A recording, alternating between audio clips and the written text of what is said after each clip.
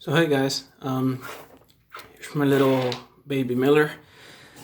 It's already put together, but not the electronics. I still got to do something about that. You can see there's plenty of room in there. Pretty much the same as the Big Brother, which is huge in comparison. This is the SCX24 version, and this is the baby, Orlandoo version. So yeah, it's quite a bit bigger, but I think it looks all right. Let's see. So pretty much this has all the same functionality as the bigger version. You could take the hood off. You could get to internals that way. Right now I'm running a D56MG Carnegie servo. It's much stronger than what the Orlandoo servos are, which are really tiny in comparison. As you can see, I have it mounted behind the servo mounts to kind of keep it further away from the front. So it sits pretty far back. Gearbox and motor are not stock. I mean, the gearbox is, but I swapped to a coreless motor that I have from another bigger servo, from one of the mini size servos. But I don't like that one because that gearbox is way too slow. So when I went ahead and did this, got me one of these Orlandoo 400 RPM motors, and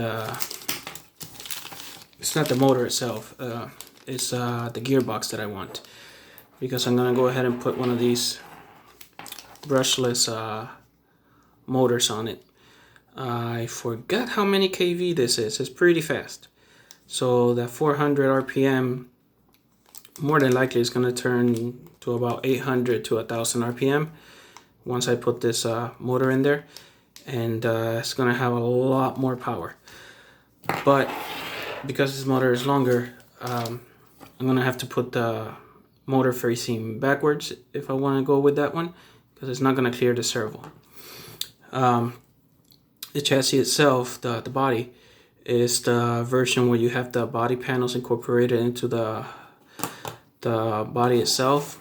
There's two reasons for that. One, it makes for a much stronger body, and because this is such a small chassis and such a small vehicle, the tubes on it are really thin, so I wanted to build it to where it was as strong as I possibly could, within the size parameters, because I don't want it to look like a toy, pretty much. If I could have gone with really thick tubes on it, but then it would just look like you bought it at Walmart. I wanted it to look close to what the original vehicle is. So if you look at it, these are really thin tubes. There's some changes that I made to it from the SCX version, where here I just went ahead and did the servo mounts. Not the servo, the shock mounts on the side. And I got rid of all the tubes that were coming down on the chassis, like I have here. This is what the original 1-to-1 version does. They have these tubes in this location, but I had to take those out in order to have better access to the shocks. Did the same in the front, where I took the bottom bar out so that it would clear the servo and have the articulation. Had to change the mounting points, of course. I will be probably moving those mounting points a little bit forward, so that way you can move the tire forward on the back. I like this wheelbase. It's a 100mm wheelbase, but most of the people that like the Orlandoos, they like to run 95mm wheelbase. Don't ask me why, guys. That's just what the guys like to do. So I tend to like this better, because these tires being a little bit further back keep it from racing up as easily. I doubt that brushless is gonna have the power to do that, but you never know. You never know. So I kind of want to keep it that way, at least on mine. So you know, this, I will run mine with 100mm wheelbase, but we'll be moving those mounting points a little bit forward instead of there. Make it here, and same thing in the back. I may leave this one and put another one on the side, so you have two mounting spots. I don't know, we'll see.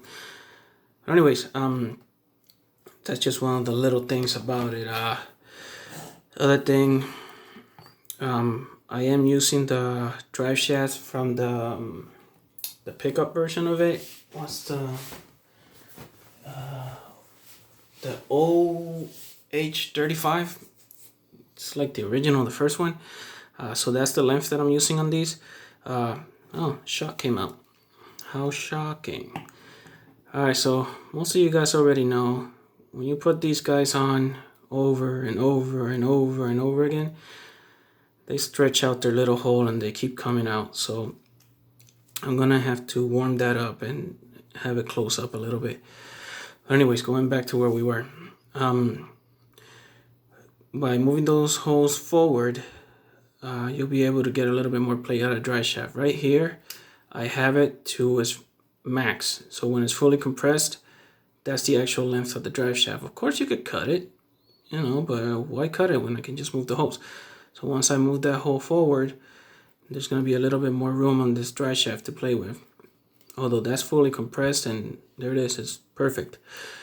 But there's more exposed in the front. So moving that forward, it'll make it seem like both of them are the same, you know, have the same amount in there.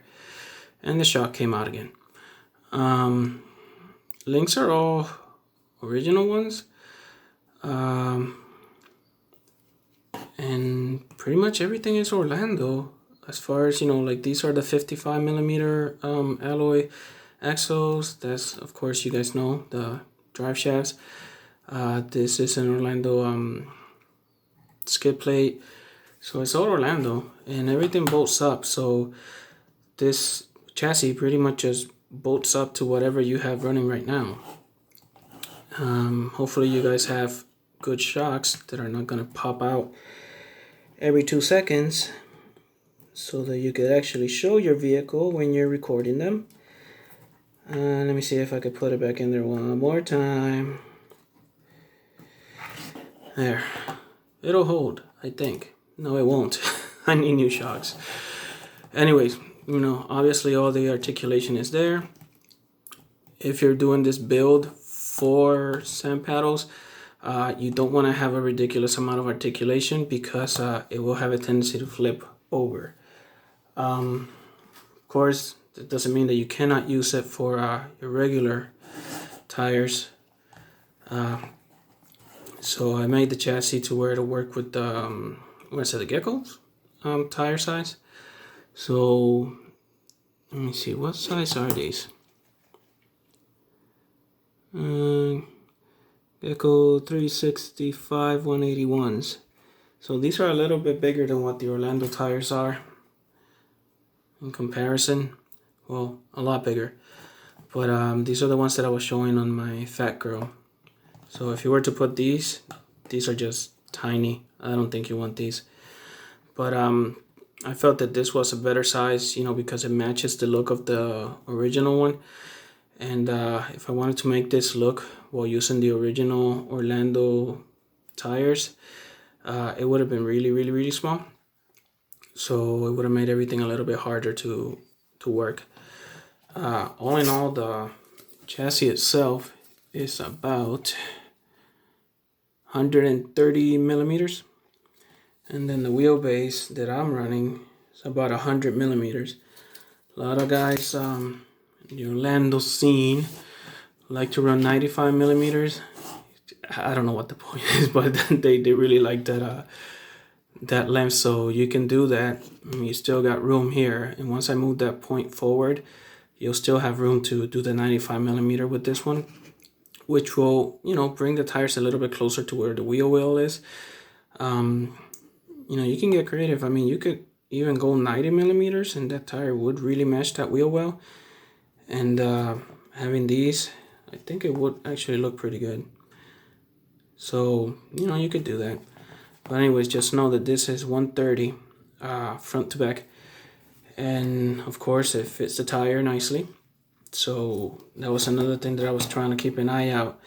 So you can see it fits the vehicle the same way that the SCX24 tire fits. So I thought that'd be nice, you know, if I could make it to where it would look nice with the tire. Because again, Orlandoo tire looks like a little toy. I don't think you guys wanted to go with that. Anyways, that's where this is at. Once I convert to the brushless and do the electronics and all that good stuff, I'll see if I can post a video of it running. It's just, you know, time. I'm a therapist. I work in a nursing home and I have to work. So a lot of you guys may be at home and I'm really not. So I know I should be grateful that I have a job and everything, but I don't have time to chill at home. Anyways, there's that. That's my little baby Miller. Hope you guys liked, and I will keep working on it whenever I get a chance. Thanks for watching, guys.